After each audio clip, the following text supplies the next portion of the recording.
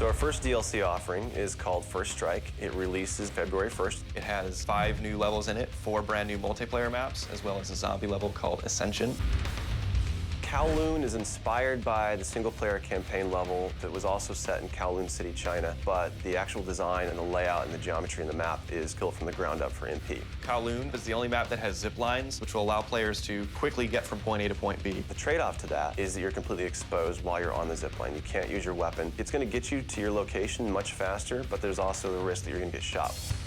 Discovery is an Antarctic research station that was a German outpost left over from World War II. The two sides of the map are divided by a deep chasm. You're always kind of fighting for control over that crossover from one side of the map to the other. My tips for Discovery is really just learning the layout of the map, understanding how that chasm can impact the flow of the gameplay, and always being conscious of the exposure that you have to long-range weapons. You might be on a snow bridge and somebody throws a grenade, which collapses the floor around you.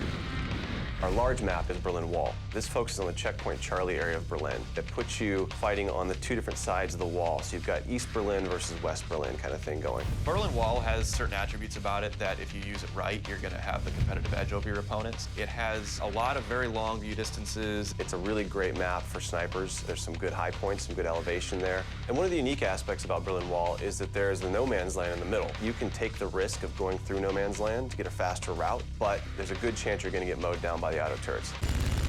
The stadium's one of my favorite maps. I am a run and gunner, so I tend to like that map. It's going to provide those close quarter players tight adrenaline, action-packed experience. So never underestimate the value of tactical insertion, and always be checking your corners and realize that these engagement distances are going to be really small, so use that to your advantage. I think it's going to cater to a lot of the players who just like the frenetic style of gameplay that Call of Duty has to offer.